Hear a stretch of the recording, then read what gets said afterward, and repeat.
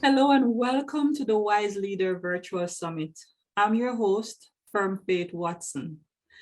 I am pleased to introduce to you my guest today, Dr. Melony Shemberger, and she will be sharing her amazing story and provide us with some practical words of wisdom to help us trust God to renew our strength and soar.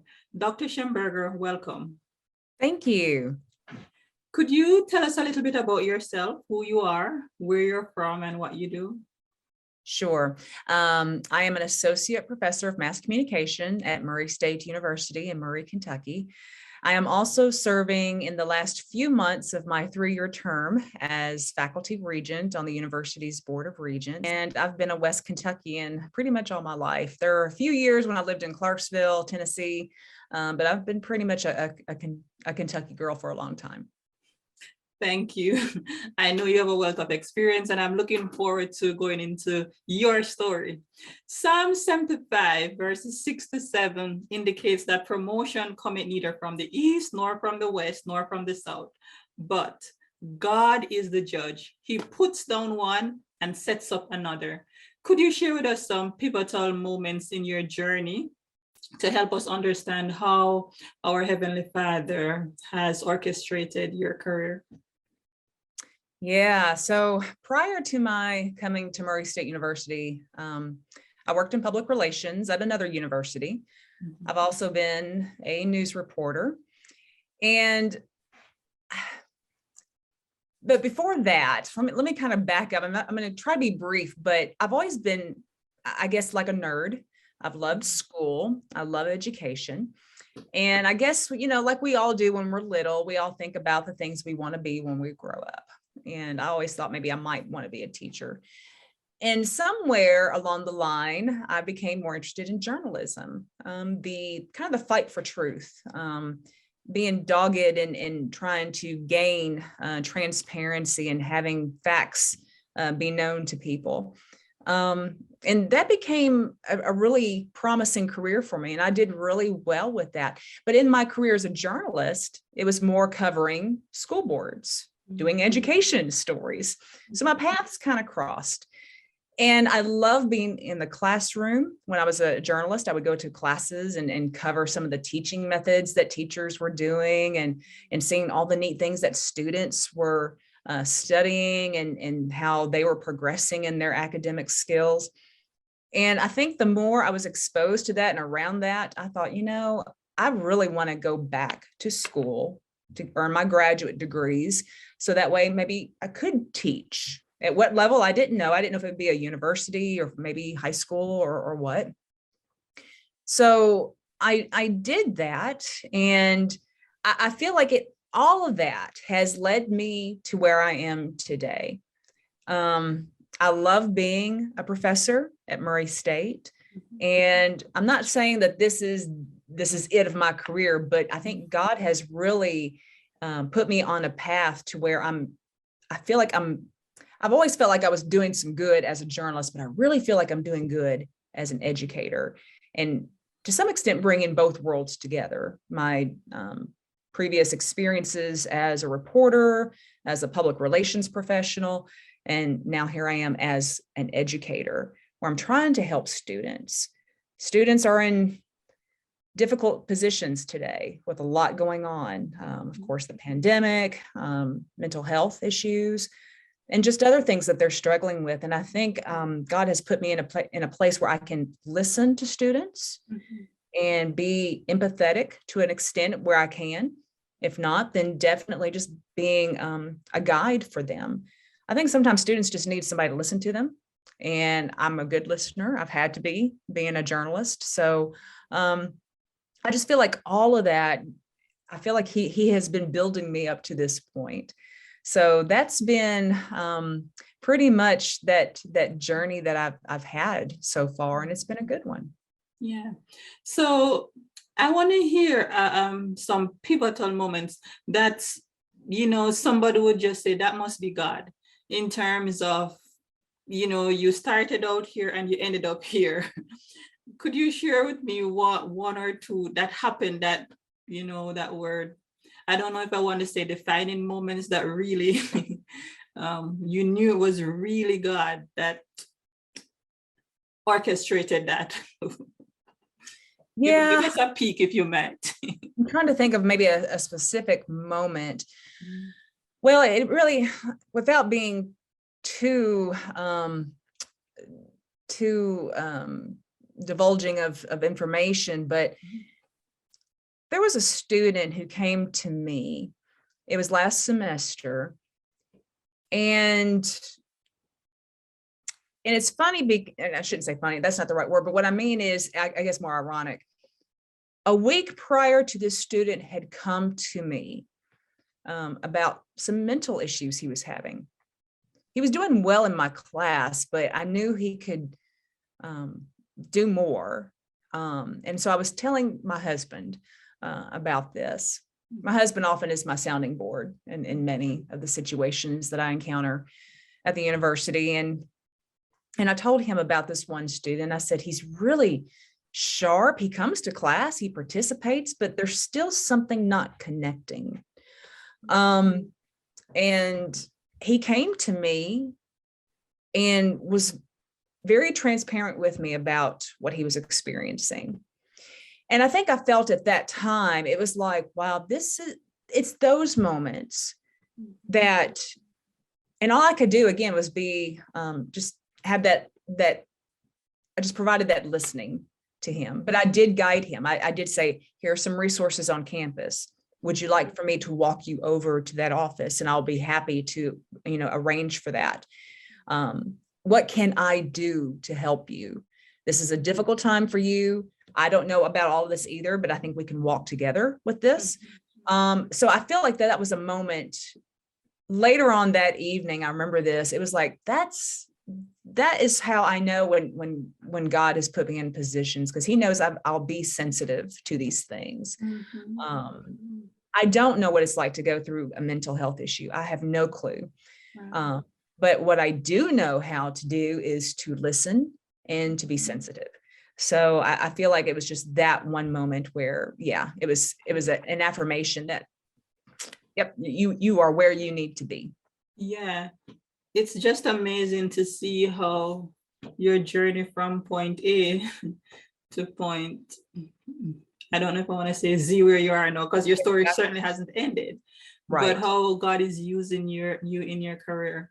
And when we think about these moments too, I'm also thinking about, okay, at one point you were doing this, then you probably made a shift here, then a shift here. For example, I know that you are in journalism, but then now you're studying in another field to complement what you're doing and really thriving in that.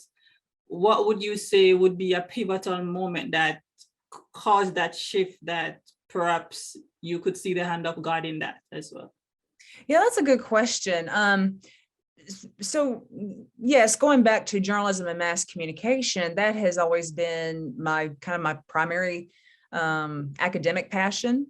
And it carried with me all these years, but I like to think that, God gave me a brain, and to use it well, and to be, I am exposed to new ideas. Even from you, I've learned a lot about instructional design, and that fueled my desire to want to know more. So I went back to school and recently earned that degree in instructional design from the University of Kentucky. And, I'm thinking of another master's degree, this time in library science. I pray about those things because they're not cheap, for one thing. But I do think in many ways, I think God just knows I'm inquisitive. And so let's use me to find out more information. If I can know more, we have wonderful librarians at Murray State, but I want to go deeper. I want to know more. And I think the more I know, then the more I can help students. So I do try, I always trust God. Whenever I'm coming up with these crazy ideas that I'm wanting to do, during my prayer time, I'm asking him, I like what I'm seeing, but is this really good for me? Is this what I need to be doing? What would be the con against this? So I kind of throw those questions back at him a little bit. And I just I'm patient. I don't have to make a decision today, but I ponder on those when I'm running. A lot of times when I'm running, I like to talk to God too, just especially when I need help in trying to get to that finish line a little bit.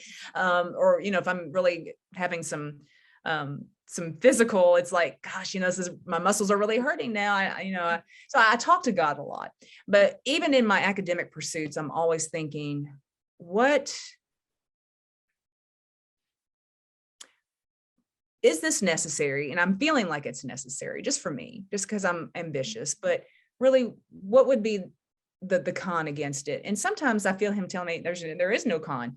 If you don't want to do this anymore, you just stop, and I believe that. So I don't know. It's just that a lot of these big decisions that's going to require time and various resources, I do a lot of talking to him. Mm-hmm. Yeah. So there's a lot of trust that I do for these things. Yeah. I know this next question might be a little bit awkward for you to answer, but I believe that your answer will help us along our journey. So you have received recognition and promotion in different aspects of your career. You move from assistant to associate professor, you're a faculty regent, you have different awards, recognition over time. What would you say are some factors that, God may have used to promote you? Perhaps, for example, what do people tend to appreciate about you or even noted about you? Help us understand what could we learn? Yeah, that's a good question. I think one thing that I value a lot, and I tell this often even to the administration here, and I tell it to some of my colleagues, and I think, again, it stems from my experience as a journalist, but I value transparency. I believe in sharing information as it is allowed. Now, I do understand not all information can be shared publicly. I understand there has to be some level of confidentiality as well as a level of protection. We don't want all of our good data, for instance, being shared and possibly getting into other universities' hands. But our faculty here, for instance, in my role as faculty regent, I want them to have the information that they really deserve. They're partners in this journey of educating students. And they need the information to know how the university is progressing, whether it's through the recruitment, retention of students, whether it's through the donations that are raised, whether it's through various procedures that are being decided for whatever issues and topics. They're partners, and I want them to have that information. So being transparent has always been a big buzzword for me. I really believe in that. So I think that's one thing that a lot of people look to me and find that to be my strength. They know that I want to, again, go after the honest information, be truthful, and be able to share that. I think another thing is something that I've had to work on a lot over, we're talking, it's been several years, and I'm still progressing, but I'm getting a lot better. But there are various, and I think we were going to talk about this anyway, but I'll just go ahead and bring it up, but various proverbs that kind of guide, I guess, other qualities about me. I like the patience is a virtue. There's also another one that's called a watched pot never boils, meaning that things take time. And nothing can be done immediately. And I guess that's why I'm a perfect fit even for academia, because even academia can be a little bit slow. But I think sometimes it takes time. And it doesn't help to try to rush things, to try to hurry, to try to be hasty. Sometimes we just have to find other ways to let that matter take care of itself, or we find other opportunities. So that patience is really key. And I've had to have patience with myself, definitely patience with others, especially being in the role that I am. We have wonderful faculty and we do have wonderful administrators. Both sides, sometimes it takes patience to work with both sides as well. So I've had to really make that a number one goal for me, a continued goal, to be patient. And I think that has helped me in a lot of situations that I've had to face, especially in the past 3 years. So transparency and patience, I think, are the big things that people, if you were to ask somebody on the street about me, I think they would definitely give you those qualities, or at least be in the ballpark with those. Yeah. I like that. Patience is so important. If you recall the parable that Jesus told in the Bible about the soil and the seed and the farmer who sowed and the 4 different types of ground, the good ground was a situation where the seed was able to grow, but it was as a result of patience. So the seed that fell upon the good ground represented people that were able to bear fruit with patience. So thank you for sharing that. And I can see why you titled this conversation, Trusting God to Renew Your Strength and Soar. Yes. Right. Thanks for sharing that. And I think this is a good segue. I know you mentioned a little bit about Bible verses, but this is a good time for you to, I know it's not easy for you to be sharing a favorite Bible verse or proverb, but could you share with us your favorite Bible verse?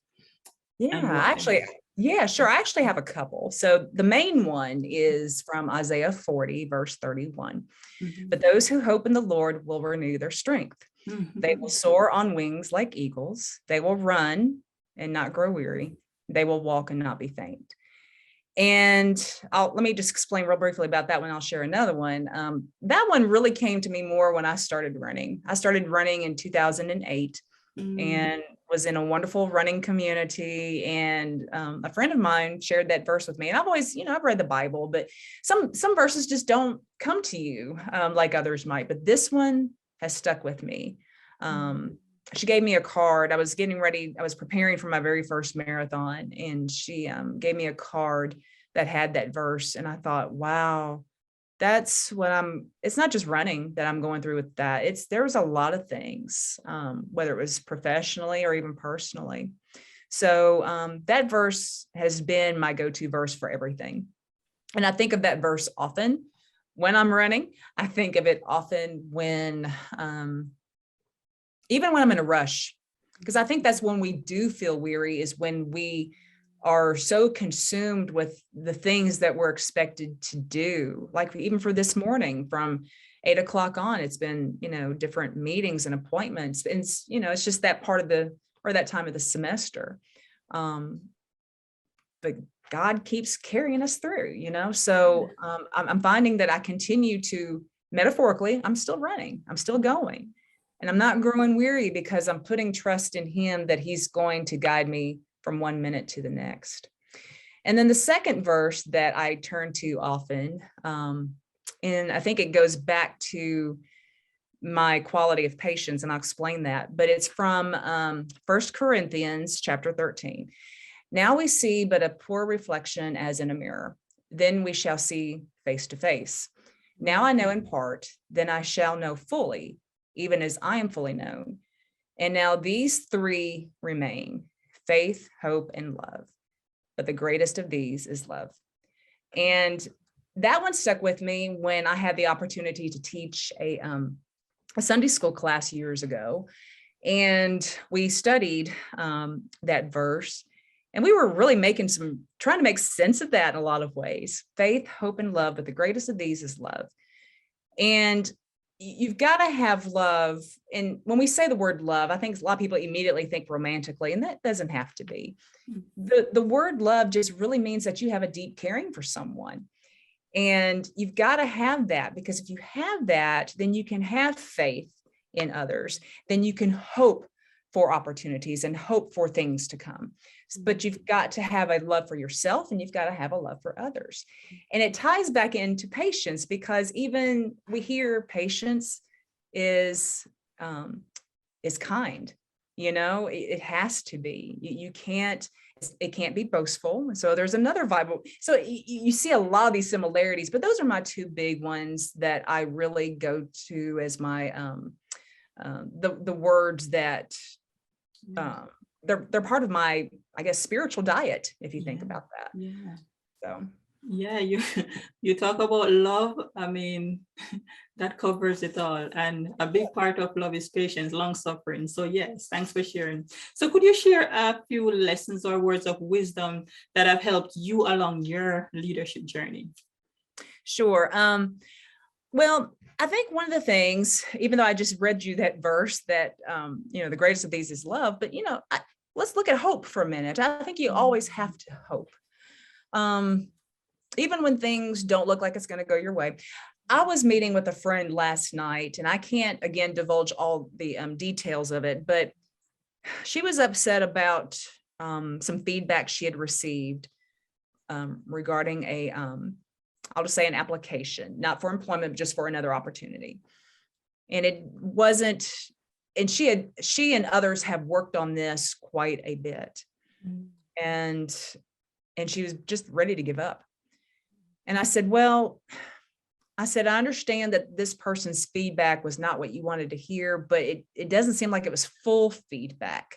It was just more like, just no promises, but I'll read more into it and try to then give greater. That was my interpretation, basically. So I was trying to encourage her to always hope. You don't know the full extent of this yet. Maybe there's more to the story than what you've been given. So let's just hold on to hope. It wasn't a flat out no. And even if it was a flat out no, I think there's always some way around it, so always hope.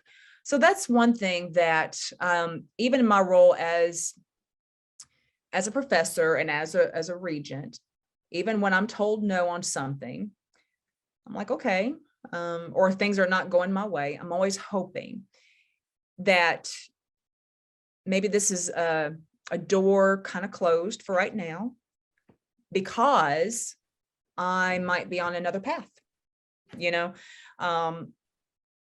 so when it always, that saying, when one door closes, another opens. Well, I think that's where the hope comes in.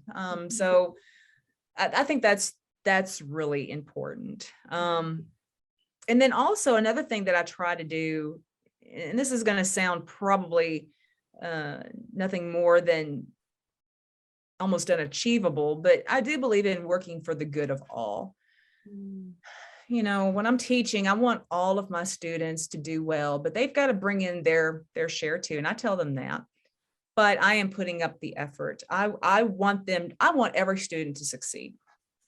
I want my colleagues to succeed, but again, they've got to put in the effort. So how do we work for the good of all? Well, it's a compromise in a way. I'm bringing this to the table. You need to bring this to the table. And again, I'm honest about that with people. Because if we're going to do any kind of progress, we all have to do our best. So those are some words of wisdom that guide me, but those are things that I always part to others. So people always hear every time, hey, I brought this to the table. What did you bring? Because that's the only way we're all going to grow together. Thank you very much for sharing. So what words of wisdom would you give to someone who is trying to make a decision? Perhaps it might be between two alternatives. The two alternatives, they might not be a good or a bad situation. They might both seem good. What advice would you give to someone? So one of the things that I do whenever I'm confronted with some opportunities, I go to a piece of paper and I immediately start listing the pros and cons. If I did this, what would happen? What's the pro in it? What's the con? I do it for everything. And then once that list is compiled, if you have a partner, whether it's your spouse, a friend, or someone, share that list. somebody who's going to have that good listening ear for you. And that's all they're doing is listening. And the reason why I say that is because sometimes that's just what we need. We just need somebody to sit in front of us so that I can talk.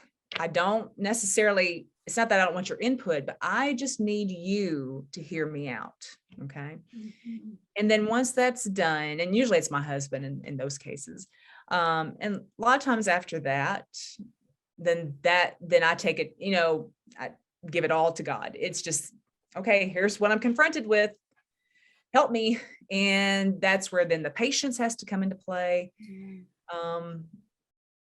And there are times when I share a lot of frustrations with God, especially on these opportunities. Opportunities are great, but they can be stressful because there are deadlines to some of these things. And you really need an answer now. But what I'm really praying for is not for him to tell me which one to choose. I'm praying for him to help me see things more clearly. So I think that's where I often need help from him. It's like, I've got all these great things. I've got all these great projects. Everything's, help me. And what he's really helping me do is taking a step back once I realize that's what I have to do.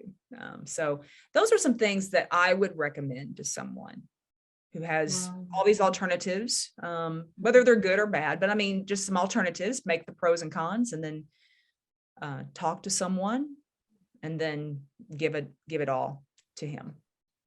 Wow. You have really shared some practical words of wisdom, and thanks for sharing your story. So just to wrap up our conversation today, could you leave our audience with a call to action, and encouragement, or words of wisdom? Sure. So one of the things that I like to do, and as you know, probably from faith, is not only do I serve as Regent, but I serve in other ways. And I believe in service, whether that's in your church or at work or in a community project. I think a lot of times when when things get rough, we do trust God, but it's just like, gosh, maybe you can't get your mind off of it or whatever. Go serve. And I think that's just where I have to do that sometimes when things get rough on one end. Okay, who can I go help now? Because it'll help me take my mind off my problems a little bit. So that's what I like to do. So that's one thing. Another thing that I want to leave people with, again, is going back to definitely that Bible verse of Isaiah 40, where you are going to be feeling weary at times, feeling like you're going in no direction, when really you are soaring. And consider that really a blessing in a way. I can't remember the exact verse, but I do remember in the Bible, it talks about you have worries, you have problems. Thank God for them, because what it means is that, things could be a lot worse. You're still here. And I have to remember those gems a little bit. So no matter the problems I'm facing, whether it be here at work or elsewhere, in personally or whatever, it's like, okay, but God's going to help me through this, and things will be okay, whatever that decision is, and we'll go on because I'm still here right now. So I have to think about that a lot. It's so easy to get caught up in our worries, but thank God for them in a way, because we're still here. There's a worse alternative. So sometimes it's just a matter of just pausing, taking a good breath, and remembering I'm still here. And I think that's helpful. Yeah, thanks for sharing. Go serve, take your eyes off yourself. I just remember one of my professors when I was a grad student. He told me that he had cancer. I won't go into the details of that, but he said someone said to him, go serve, go volunteer. And he started to volunteer at the Good Samaritan. And he said that's the best thing he could have ever done for himself. And he has had that had happened many, many years ago, probably near 20 years ago, and he's still going strong. He's I think he's Wow. cancer free. So, but he said that was such an important advice. So thanks for sharing that. And when you were talking about giving thanks for trials, I think you are talking about James chapter 1, Thank you. Yeah. verses 2-4, where it says, count it all joy when you go through various trials, knowing that Yes. the testing of your faith worketh patience. But let patience have her perfect work, that you may be perfect and entire, wanting nothing. Wow. What a good way to wrap up this conversation, taking us back to God, who is the source of our strength, the source of our wisdom, who really is our true leader. So Dr. Shemberger, thank you very much for taking the time to share with us today. Oh, thank you. I appreciate it. It was my pleasure. And viewers, thank you for joining this conversation today. And we hope you'll be able to join us for the next one.